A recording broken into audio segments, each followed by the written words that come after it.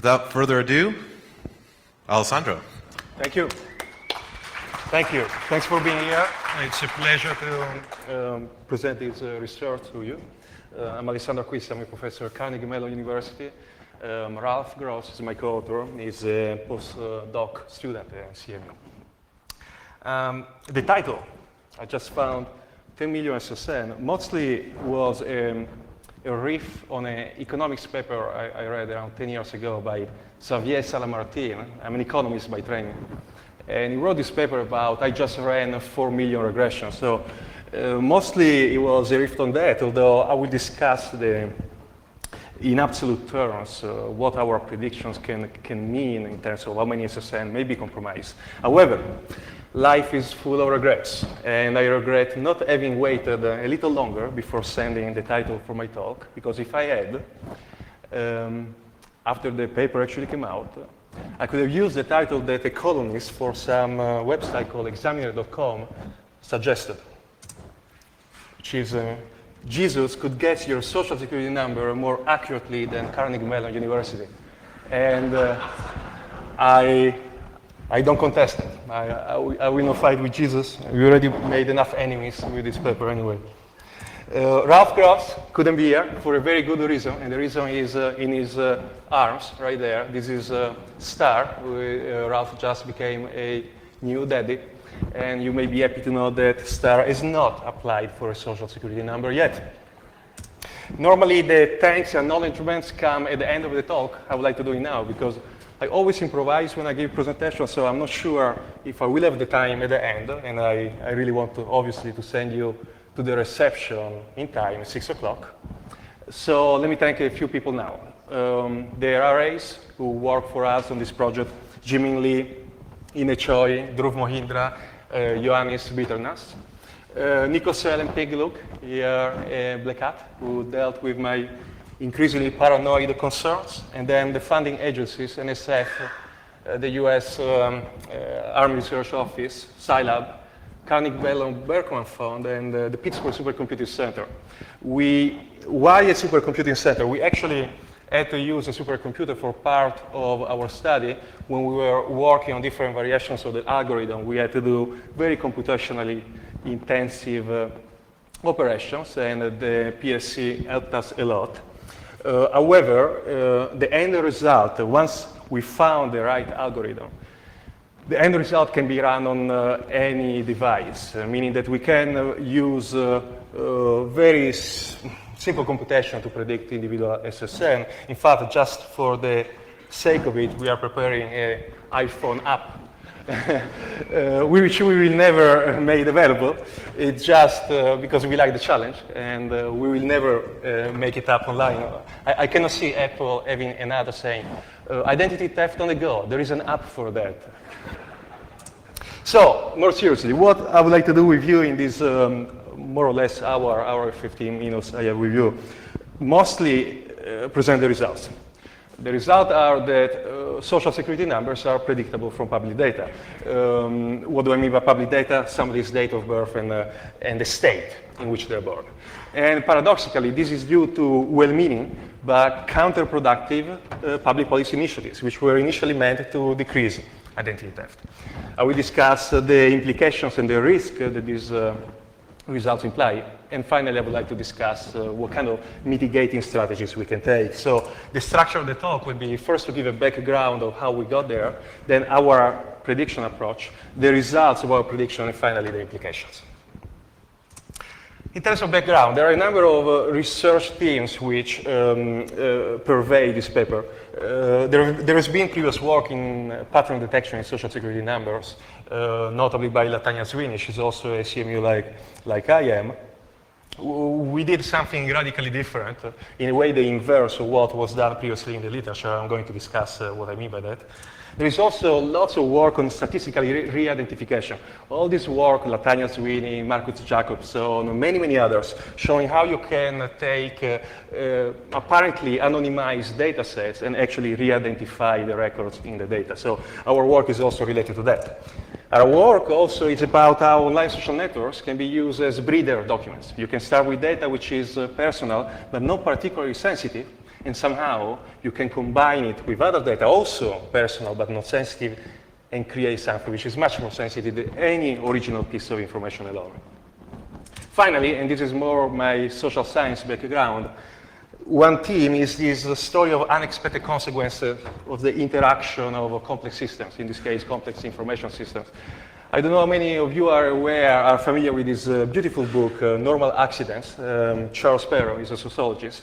He was discussing how the system that we are building nowadays, software system, operating system, but also hardware system, physical infrastructure, are so complex that catastrophic mistakes become statistically normal because we cannot control all the possible combinations of the interaction of the different elements. And in fact, when we try to introduce security, we end up often create another form of insecurity in another direction. And this is exactly what happened here.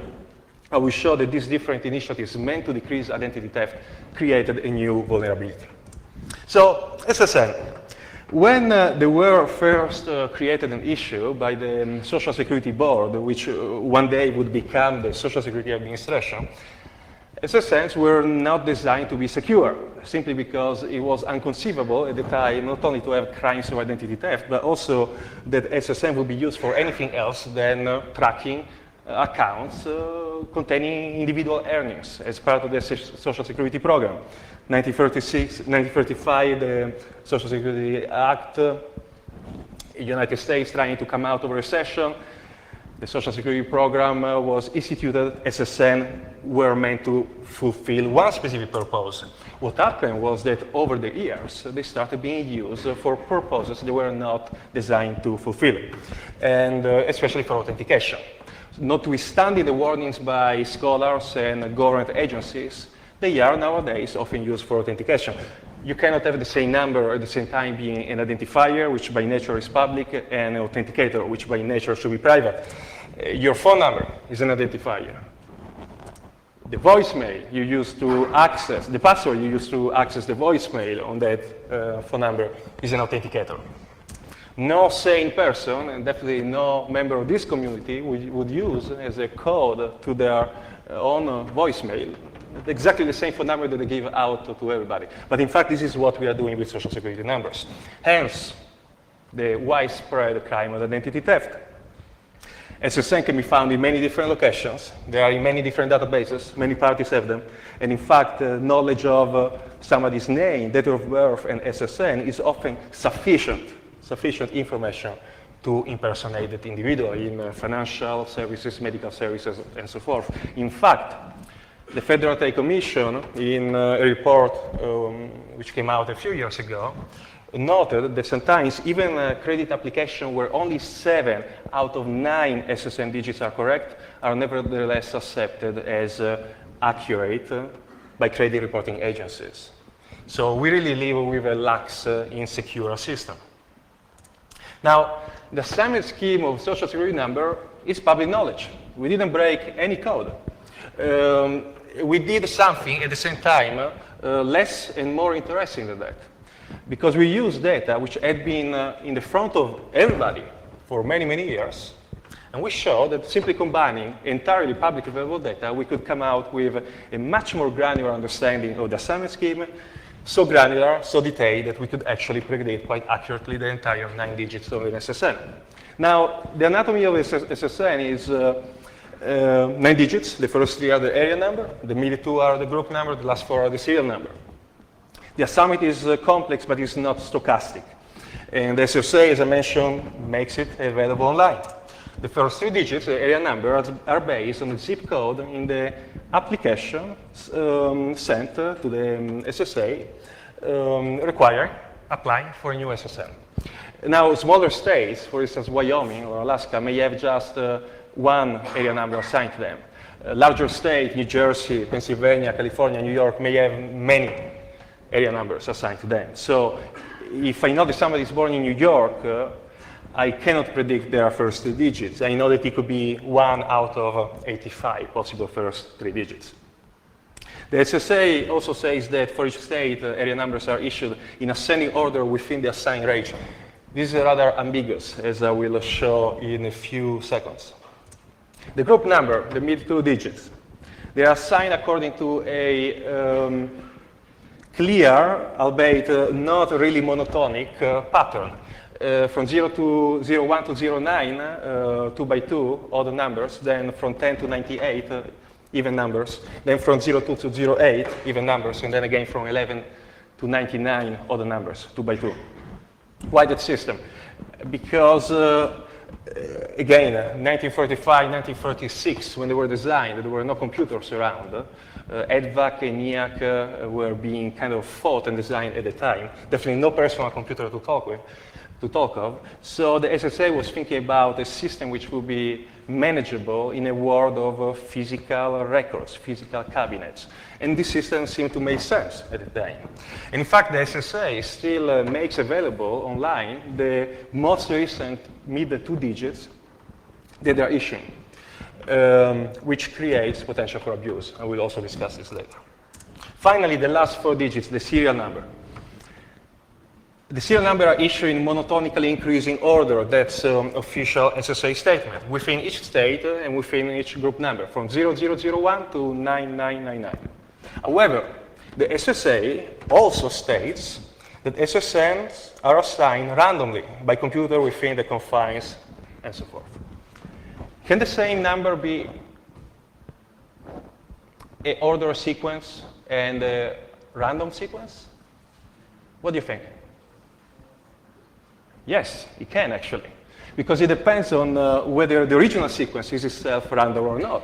And the point is that the SSA was stating correctly that because you cannot know exactly when a social security number is applied for, although there is a sequentiality in the way the last 4 digits are assigned, you cannot really reconnect them. You cannot really find back the pattern unless you know exactly when the SSN is applied for. Now, it used to be the case if social security numbers were applied for at unpredictable times of one's life.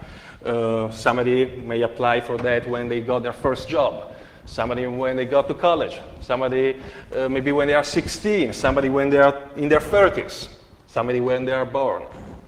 So that creates an unpredictability in the assignment. However, as more and more people started, in fact, as more and more parents started applying for the SSN of their newborns at birth, suddenly that unpredictability disappeared. This is the intuition which drove our results.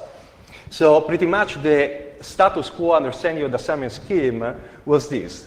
If you read the documentation outside the SSA, was that there would be an area number, say this is Montana, which has 2 different area numbers, 516 and 517. So it would be 516, 01, the first group number, and then some unpredictable last 4 digits. Then immediately 517, the next area number, 01, the group number, then an unpredictable last 4 digits, and so forth, always alternating the area numbers, 516, 517, 516, 517, which really wouldn't make the SSM predictable with good accuracy. In fact, here I present what the prediction accuracies will be under the status quo knowledge. If you wanted to predict the SSN of somebody born in Alaska in 1998, or somebody born in New York in 1998, if you didn't have any auxiliary information at all, this would be your odds. If you want to get the first 5 digits, area number plus group number with just 1 attempt, it will be 0.0014%. And if you wanted to predict all 9 digits with fewer than 1,000 attempts, the probability would be 0.00014%. If you had a little bit of information, such as you knew where the person was born, you would improve a little bit, but not that much. Okay, so this is what our understanding of the assignment scheme was before our paper came out, and what the accuracy of prediction would have been for an attacker.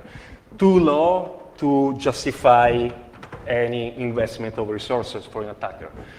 Data breaches will probably be much more efficient, much more productive economically. These are numbers which are not so good to brute force. I will show you in a few slides how the prediction accuracies change. So the approach. The approach was based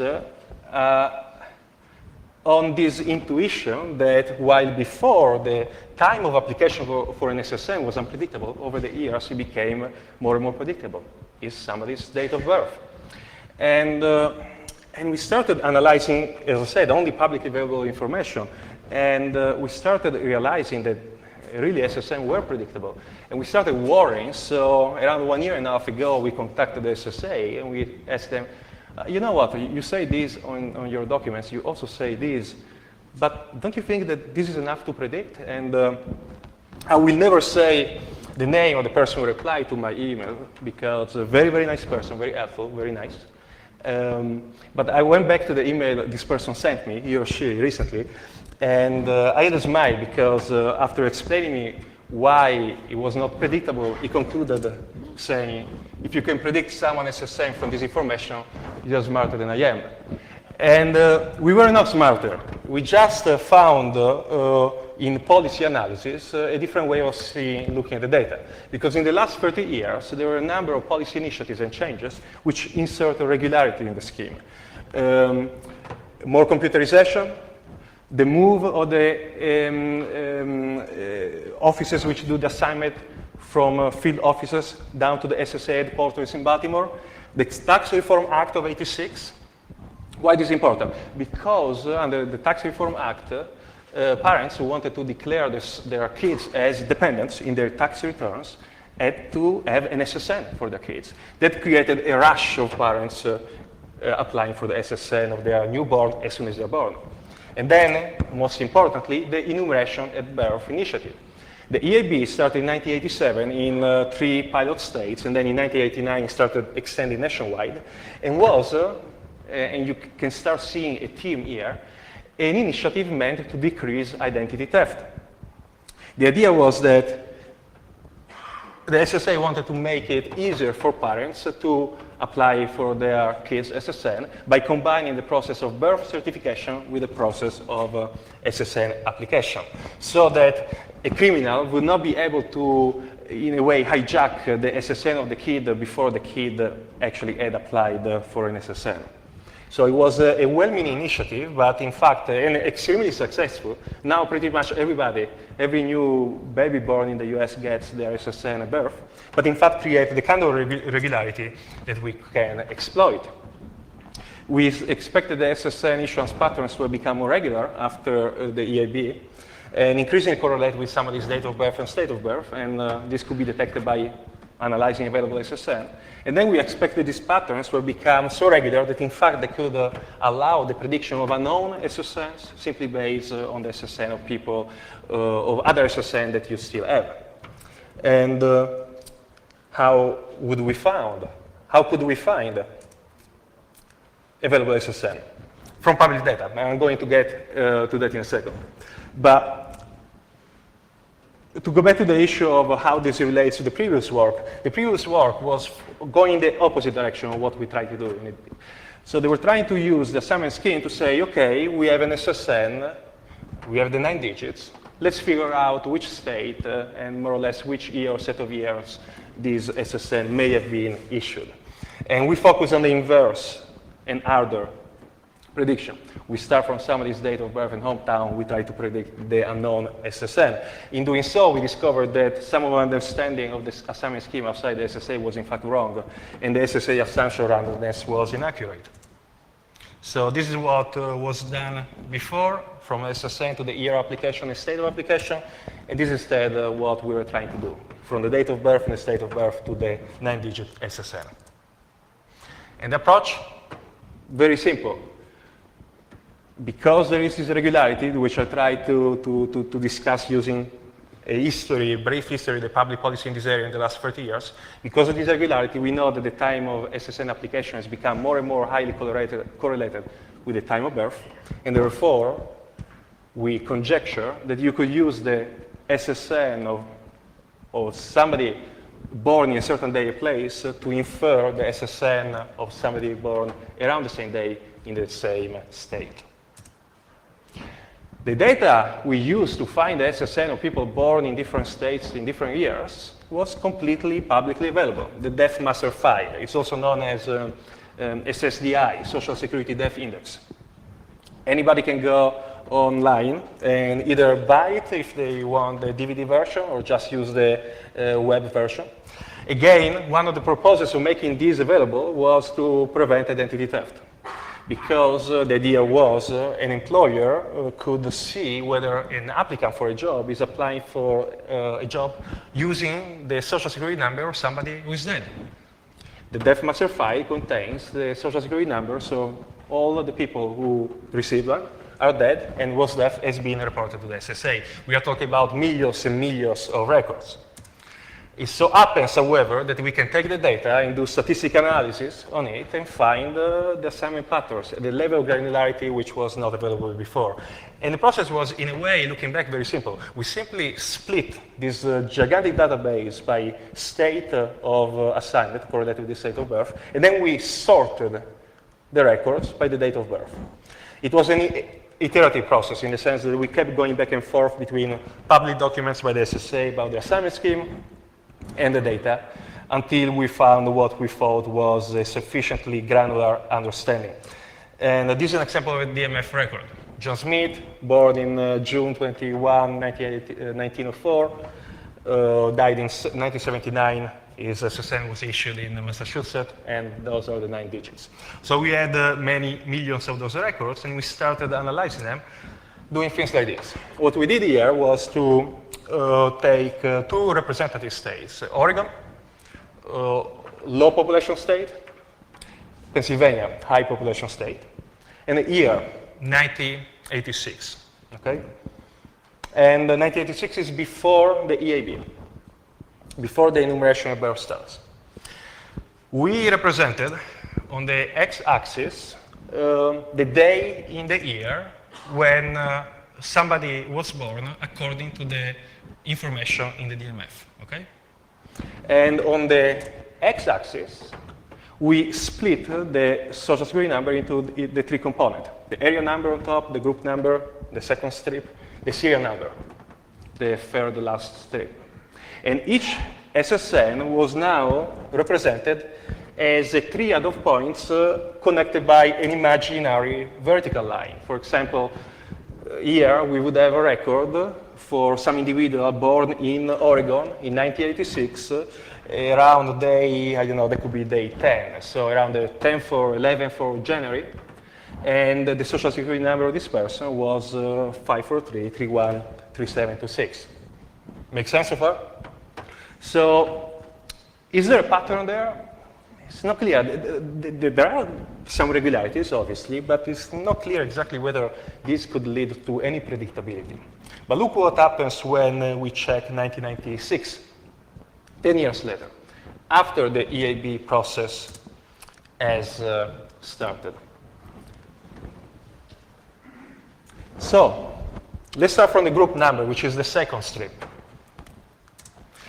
You know that anybody born in Oregon in 1996 between day, say, 60, so around early March, and day basically 365 until the end of the year, is highly likely to have received the group number 50, right? And then you can see that the area number, they are sequential. They are not, as people believed before, continuously rotating. 540, 541, 540, 541, 540, 541. No, they remain stable for periods of time, for chunks of days. And they go cyclically, but remaining stable for chunks of days. Can you see a pattern also with the serial number? Yeah? It's literally as simple as linear regression. It's a simple interpolation showing the high correlation between the date of birth and the serial number. We really have 4 lines, 5 obliquous, which correspond exactly to the different area numbers. So now we know that every time a new area number is assigned, the serial numbers start being issued sequentially. And by process of linear regression, in fact, robust linear regression, we can predict also some of the serial number by basically by using the regression coefficient based on the serial number of other people born around the same date. It's really as simple as that. It looks very simple now because we can look at this process linearly. It was very difficult for us, as we were investigating this, to find the right way to analyze the data. But this is the story. By the way, you can see that Pennsylvania is, the patterns there are harder to distinguish. Why do you think that's the case? Exactly. Higher population means higher number of newborns in a given day. In Oregon, maybe there are, I don't know, maybe 400 or 500 new babies in a day, and which means that before the SSA switches to a new area number, which happens every 9,999 SSN issued, it will take several days. California has perhaps 5,000 to 7,000 new babies in a day. Therefore, you can switch to a new area number in basically one day. So much harder the prediction there, which is why our prediction accuracy changed dramatically depending on the state of birth. So first of all, this is the real assignment scheme, what we found in the data. For instance, this will be Montana. You start with 516, 01, 001. You go up 002 all the way up to 9,999. Then you switch the area number from 516 to 517. You repeat. And in fact, to test this, to be sure that we got it right, we create a linearized SSN. Basically, we transform this, we transpose effectively this sequence into a fully linear sequence, such as 001, 002, all the way up. And then we plot it again against the date of birth. And this is what we found. This is New Jersey, for instance. You see that before EAB, there is, again, I have on the x-axis dates of birth from 1973 to 2003. On the y-axis, I have this linearized social security number that we created, okay? So before EAB, before 1989, which is the enumeration of birth, it's a vertical line. You can see noise. After 89, you see a perfectly, well, noisily, but much less noisily linear pattern. It was a pretty conclusive evidence. Now we were ready, finally, to run our predictions because we thought that we really got down the scheme. So what kind of predictions did we do? We did two tests. Test one, as I call it in the presentation, was the prediction of social security numbers of people who are dead. Basically, we use the death master file both as a training set and then as a test set. Of course, we would take out the record we were trying to predict when, from the analysis set when we were predicting that particular record. And then test two instead was more interesting that we went to an online social networks, we mined publicly available data from the online social network, we look for names, date of birth, and hometowns, and then we predict the social security numbers of people based on their profile information. And then we checked, we tested the accuracy of our predictions using an IRB-approved protocols. For those of you in academia know what IRB is, maybe in the industry less so. These institutional review boards supervise any study which may involve subjects or data about subjects. This was, of course, was quite a sensitive study to do, so we had to go through several steps. And we agreed on a protocol in which we made our predictions, we passed them securely, which means physically, on a support, physically, no email, not even encrypted email, physically to their computers. They are being enrollment service of a certain university. We pass them also a script, so that the script would be run on their own computers, not on ours, and the script would test our predictions against their real data of SSN, and then would return to us aggregate success metrics, anonymized. So we wouldn't be able to know, oh, for Mike Doe, we got 5 digits away from the actual SSN. For Mary Williamson, we got 7 digits away or whatever else. We use 2 success metrics. First, could we predict the first 5 digits of an SSN with a single attempt? Because the first 5 digits sometimes are per se sensitive in the sense that the last 4 can be acquired through social engineering if you know the first 5, or can be found in public documents. They are unfortunately still available in many, many places. And in fact, There are a number of legislative initiatives currently, which again are well-meaning, but potentially misguided, in the sense that they try to protect SSN by reducing the first 5 digits and leaving the last 4 in the documents, together with the name of the person. And we will show, based on our results, why these initiatives may not be very effective, because the first 5 are really, really easy to predict. And then the second prediction accuracy, the second success matrix we used was, can we predict the entire 9-digit SSN with fewer than 10, 100, or 1,000 attempts? And of course, I don't need to preach on a crowd like you that even 1,000 attempts may sound large, but in fact, in the age of computer and botnets, is very, very insecure. It's basically equivalent to a 3-digit PIN, so it is vulnerable to brute force attacks. So the prediction approach. For the first 2 digit, the area number, and the mid 2 digit, the group number, we simply use the statistical mode of the area number, the group number, basically the most frequent area number, group number, in the same window of days where the target that we were trying to predict was born, for the records with the same state, using def master file data.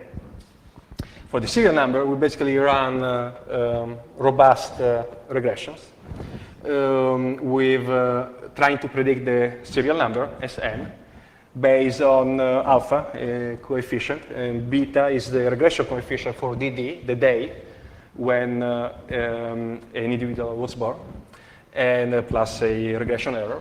And once we had found the regression coefficients over our analysis set, then we could use those regression coefficients, plug them together a certain given DD for the person, for the date of birth for the person was serial number we wanted to predict, and simply by multiplying beta times the day plus alpha, we could find the serial number.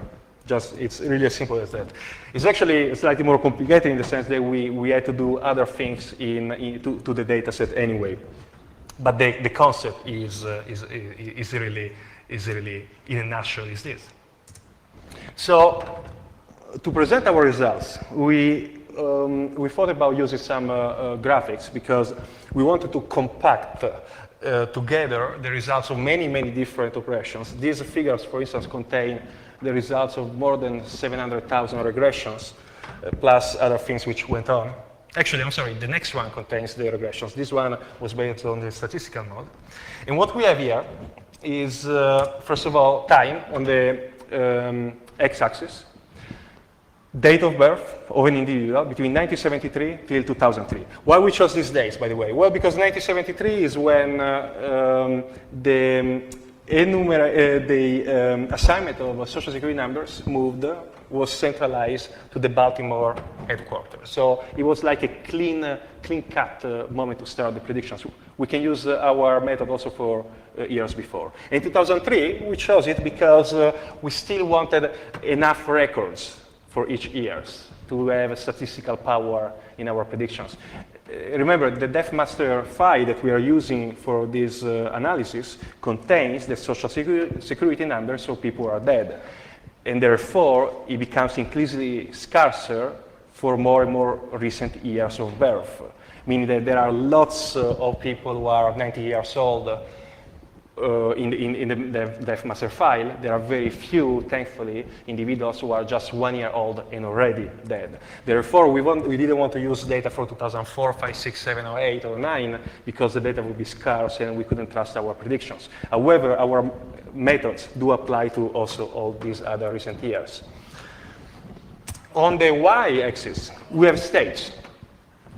We sort them by their population, from lower population at the top to higher, larger population at the bottom. So on the top, you would have states like Alaska, Wyoming, Maine. At the bottom, you would have states like New Jersey, New York, and California. At the point, at any given point where a certain time of birth and state of birth are combined, you find a different color. The color, if you see the map on the right, represents basically our prediction accuracy. For instance, there, the green circle is identifying an area which corresponds more or less to July 1996. And state 35 could be possibly Illinois.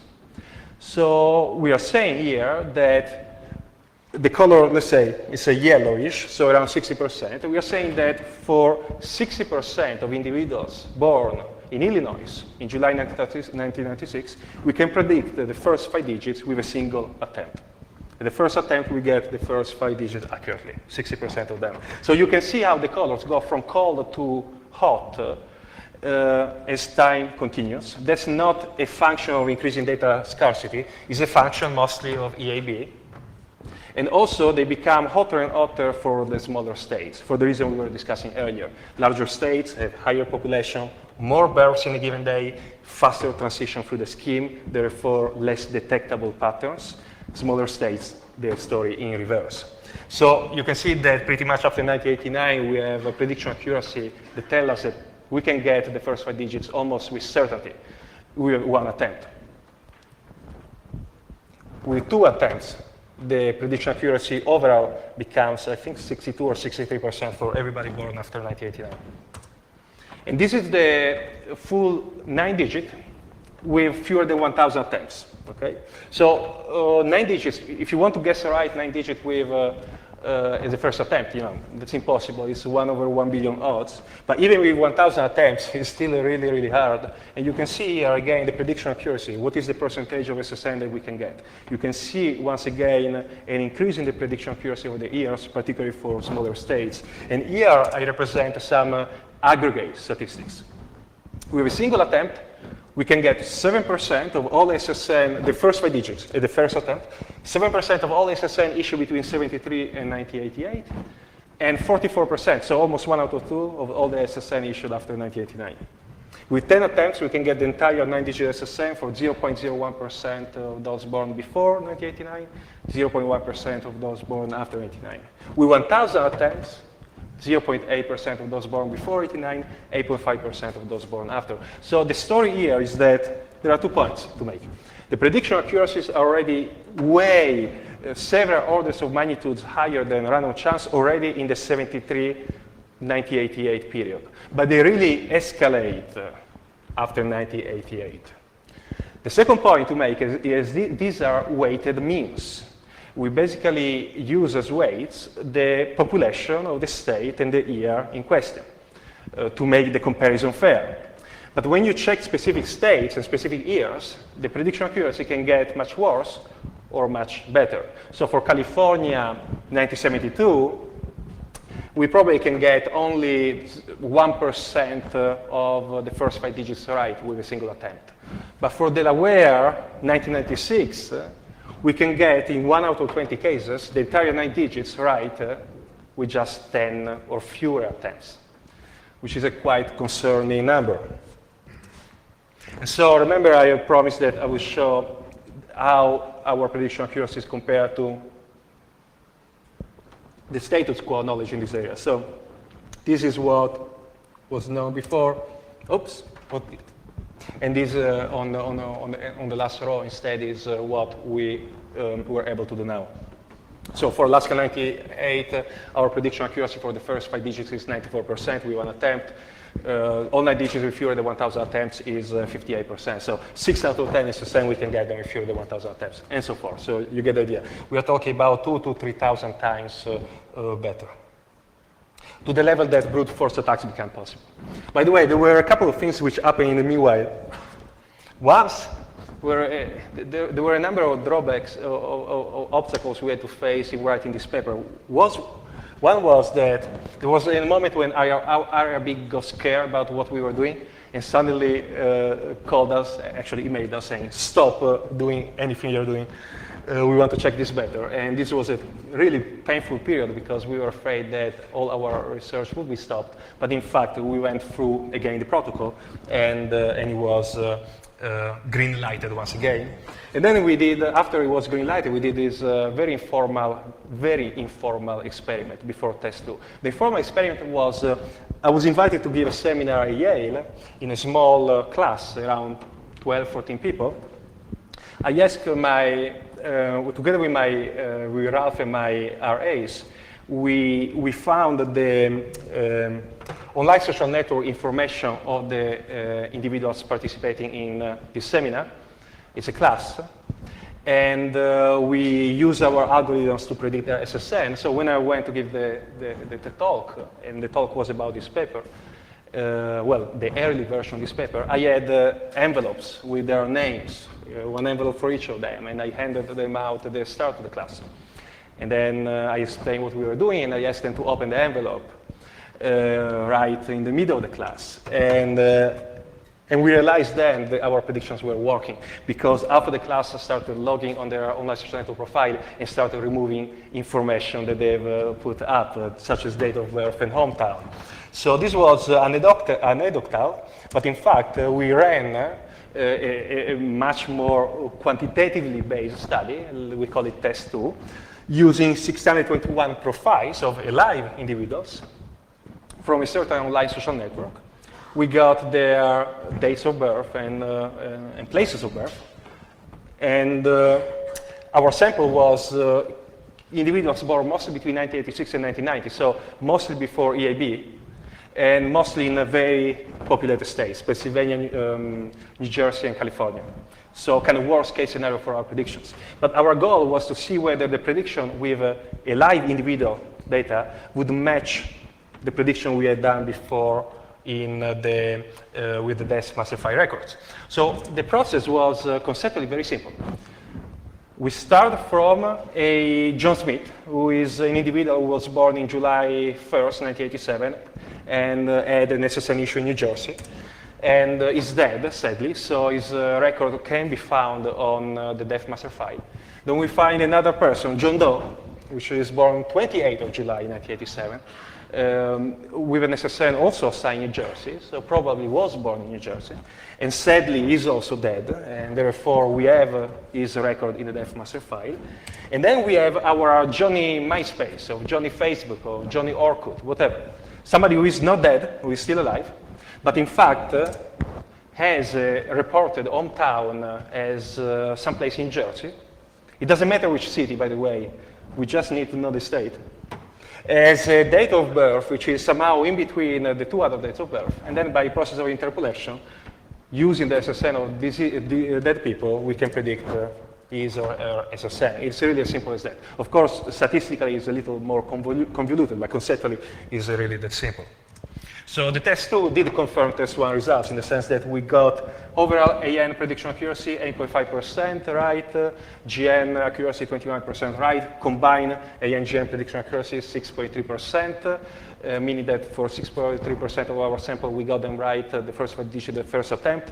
If we compare it to the prediction accuracy in test 1 for the same similarly weighted sample of years of birth and state of birth, in the test 1 was 11.21%. Same order of magnitude, but of course test 2 worse results. Why? Well, because in online social networks, people don't always put accurate information. They could put as hometown the place, not really where they are born, but maybe when they went to high school, or where their family moved after their birth. And the date of birth could be misleading, could be jokingly changed, or could be intentionally changed by people who like to obfuscate their personal data in online profiles. That's why there is an inherent noise which reduces accuracy there. But the story is that the results are confirmed, test 1. Pretty much we can say quite confidently that indeed we can use the SSN of people who are dead from the death master file to predict the SSN of people who are still alive. And that's why if we extrapolate to the living population, we can say that we could identify with a single attempt around 40 million first 5 digits SSN for those born between 73 and 2003, and around 8 million entire 9-digit SSN with fewer than 1,000 attempts, assuming that you have the birth data, okay? And of course, I'm stopping the prediction at 2003, although as I mentioned earlier, the accuracy, the algorithm works for all the years, 4, 5, 6, 7, 8, 9, until the SSA will decide to change it. Are the results robust? We are quite confident they are, meaning that an obvious question that we had was, are we getting this accuracy because the data becomes scarcer and scarcer in more recent years? For the reason I mentioned earlier, that there are fewer and fewer younger people who are dead. No, we know that's not the case because test 2 mimics test 1 also in the jump of accuracy we have in the pre-1989 sample and post-1989 sample. We also do the bootstrapping analysis, which if you're interested, you can find in the appendix to the paper. And because we tried many different prediction algorithms, and although the one I present here is the best, we knew that all the algorithms gave similar answers, robust results. What I have here, remember the figures I was presenting earlier, the matrix with the time on the x-axis and states on the y-axis. So what we did here, we create kind of a different matrix. Think in terms of matrix operation. We have matrix A, you subtract matrix B, and you obtain matrix C. And imagine that matrix A is the results under one algorithm, and matrix B are the results under another algorithm. We take the difference, we obtain this matrix. The color green corresponds to 0, which means that the different algorithms are giving, because green is so prevalent in the data, are giving very, very similar results. Of course, there are differences. Some algorithms are better than others, but pretty much it's very robust, varying windows of time, fixed windows, variable windows, and so forth. And then I had the crash. This is another thing which happened. As soon as I submitted, this is absolutely real. As soon as we submitted the paper, my computer crashed. I lost all the data on my computer. Within 2 hours, my external hard disk failed. I lost all the data in my external hard disk. I went back online where I had my second backup, and I realized that it had not been actually updated in several months because I was too focused on finishing this paper. So I thought, okay, we lost everything. And then what saved us was that we had SD, you know, the very little SD drives on my Trio 600. When I would sync it, I would actually copy some critical files, and there we still add the recent, most recent versions of the paper and the analysis and so forth. But that was another very stressful couple of days for us. The paper which came out with the Proceedings of the National Academy of Science pretty much ends here, ends with these calculations. However, what I would like to do is to talk a little bit more of the implication. It's very important to me because we wanted to come out public with these results because we want to, maybe naively, help change the system for the better. We are not the first one to say social security numbers are insecure. Government officials are very painfully aware that SSNs are insecure. Every security professional knows SSN know that they are insecure, but somehow they are still being used as if they were confidential. Can we change that? So let's discuss the practical implication of the results. First of all, where do you get birth data? Well, from many different sources. Online social networks where people reveal it, or even when they don't reveal it, we can find it anywhere because we did many ancillary studies for this manuscript. We did many other related analyses. And in one of the related analyses, we went to some social networks, and we wanted to see whether A, people would reveal hometown and birthday information, B, if they didn't reveal their birthday information, whether we could find it out anyway. Could we? Yeah. What do I have here? Happy birthday messages. People leaving happy B-day, happy birthday for each other, which means that if the profile is public, even if the person is not publishing the birth information, birth data, we can still find it by analyzing the information that other people leave. This is a broader story, the story about how it's difficult to protect your privacy in an age of self-revelation, because what people are revealing about themselves can also expose something about you. There is a lot of work on Facebook, photo tagging, for instance. And then, of course, you can use online people searchers. And you can use voter registration lists, commercial databases. Basically, there is plenty of availability of birth data in the United States. Then what can you do in terms of actually moving from statistical prediction to identity theft? Statistical prediction per se are not identity theft. However, because of availability of botnets and online services which allow you in a way to test and verify your predictions, well, it is possible to move from statistics to actual crime. Phishing. sending out emails containing the first 5 digits, which you know are going to be accurate, pretending to be the IRS and saying, log on the irs.gov with your last 4 digits. SSNVS, the Social Security Number Verification Service offered by the SSA. I'm not claiming that it's compromised, not at all. I'm simply saying that this is a system which can be used by employers to verify the Social Security numbers of potential employees. The problem is that if somebody succeeds in impersonating an employer, then it could be abused. And in fact, E-Verify, by the Department of Homeland Security, works in under the same idea. It's meant to counter the problem of illegal immigration. It allows, or in fact may force employers to check the Social Security numbers of potential employees. And depending on how lax the verification system of the employer will be, attackers could in fact exploit this to run verification on mass scale. Or in fact, instant credit approval services. You just need somebody's name, date of birth, and SSN to apply for a credit card. In fact, sometimes you don't even need the name. There is this growing crime called the synthetic identity theft, which shows that credit card applications are accepted even under the wrong name. ID Analytics has done lots of work in this area. So this is one example, one scenario. Let's say an attacker is entering a small botnet, 10,000 IP addresses, to apply for credit cards, impersonating 8-year-old West Virginia-born US residents. We assume that the IP address will be blacklisted after 3 incorrect attempts by the credit card issuer. We assume that there are 20 credit card issuers that the attacker can use to try out variations of the numbers. And we assume that it will find birth data only for 50% of the targets. And in only 50% of the cases, when the data is correct, so discounting for the prediction accuracy, even if the numbers are correct, only 50% of the cases the application will be accepted. Well, we could have credentials at rate as high as 47 per minute, with obtaining 4,000 credentials within 2 hours.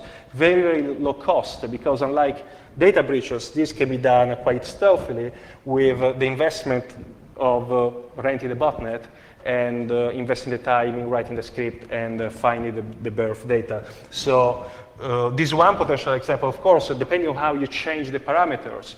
And we have a different paper, policy paper, in which we analyze this. Depending on how you change the parameters, the profits can go up or can go dramatically down. I'm going to go back to this specific point in a moment. I would also like to point out that, unfortunately, time is not on our side, meaning that what we found in the data was that the accuracy kept getting better and better over the years. Once again, we stopped the prediction in 2003, not because we couldn't do them after, but because from a scientific standpoint, we would not get a level of statistical significance that would satisfy us. But as more and more people sadly die, therefore they populate the death master file, and therefore the prediction can still be done for everybody born in more recent years, and will still be done until the SSA changes the scheme. Plus, in a way, we were fighting with one hand held behind our back, because we only use publicly available data, death master file records that anybody can get. An attacker could also use privately owned SSN of other people who are alive, which means 2 things. They can get even better algorithm for the predictions, and they can exclude the targets from the prediction, in the sense that they already know that the particular target, they already know their SSN, so they do not include it in the verification. Bottom line, the prediction accuracy are going to get better and better. So, what can we do? Actually, a number of things, because the story here, we pointed out one specific vulnerability, but alone, it doesn't mean that SSN are compromised. Not at all. The point is that there are many other things which are happening. It's a vulnerable ecosystem.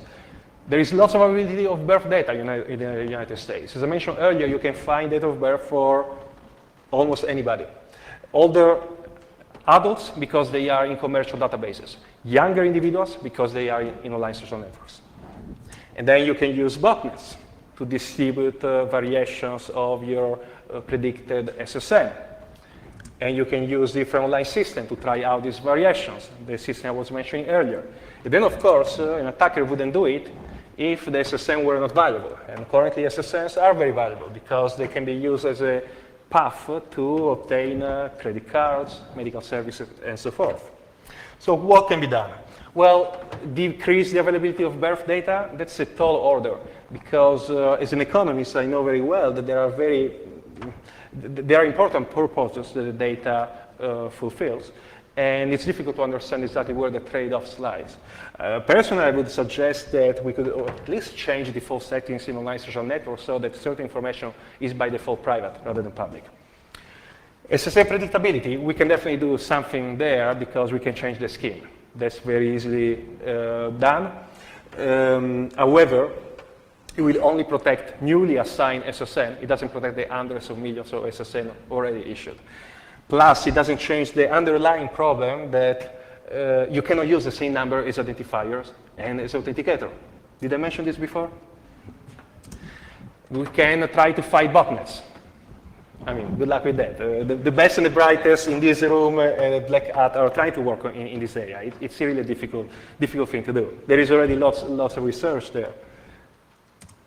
We can improve the real-time communication between credit card issuers. Unlike credit card transactions, where there is lots of online communication between different transactors, for the issuers, the story is different. They don't communicate in real time. In fact, there are mortgage frauds, for instance, where the same person, this, by the way, was before the credit crisis, when it was easy to get a loan and a mortgage. When the same person applies for multiple loans in the same day and gets them, because the lenders don't communicate in real time, we can make them communicate in real time. Here I have a little, let me see if this is going to work, a little animation that we did to show what happens if we create more interaction, more communication in real time between different credit card issuers and credit reporting agencies. I have the years on this axis from 1973 to 2003. I have the states, from smaller states to larger states here. And what these colors and peaks represent are profit rates. So you can see here that the profit rates are higher. Profit rates, assuming the scenario I was discussing earlier, okay, using online botnets, spending money to rent the botnets and so forth to try to obtain credentials and then selling the credentials on the black market. The profitability is higher for smaller states, more recent years. Same story is obvious based on the results I mentioned earlier. And this assumes that there are 20 credit card issuers that the attacker can exploit. And after 3 incorrect attempts, the IP address is blacklisted. So that machine cannot be used in the botnet, cannot be used any longer with that credit card issuer, but could be used with one of the other 19. So what happens if instead the credit card issuer communicate in real time? When I click play, you will see a trend of more and more issuers talk to each other in real time. And what we have is that as they talk more and more in real time, of course, now the number of attempts that an attacker can try out decreases dramatically. Because now, when they are blacklisted by one issuer, their IP is blacklisted everywhere. So they can, this dramatically reduces the number of variations they can try out, and therefore brings down the profitability. And finally, and most importantly, we should just stop using SSN for authentication. They were not designed to do that. They are not good for that. They are terrible passwords. And we should just revert to their use as identifiers for social security purposes and move towards a more efficient, more secure, more privacy-enhancing way of authenticating ourselves. People in this community have done lots of work in this area. Personally, I like a lot anonymous credential, all the work on blind signature, David Schaum and Stefan Brands, and so forth. So to summarize, in the short term, yeah, we can randomize the assignment scheme. Good thing to buy us time. Doesn't work in the long term. In the long term, we should really reconsider the current legislative initiatives which try to eliminate SSN from public usage. Eliminate SSN from documents in order to protect them. Our story is suggesting the opposite. Don't try to protect SSN because they are not protectable. Even if you remove them from documents, they remain predictable. We should move towards another direction, which is maybe make them public because they should not be used for authentication. And that's it. Basically, I would like to stress that the predictability was not as akin to some sensitive data, it was simply using publicly available data. It does reflect these the unexpected consequences of interaction between different databases, and it does, I hope, highlight the need to move past the usage of social security numbers as authenticators. And I thank you very much for your attention.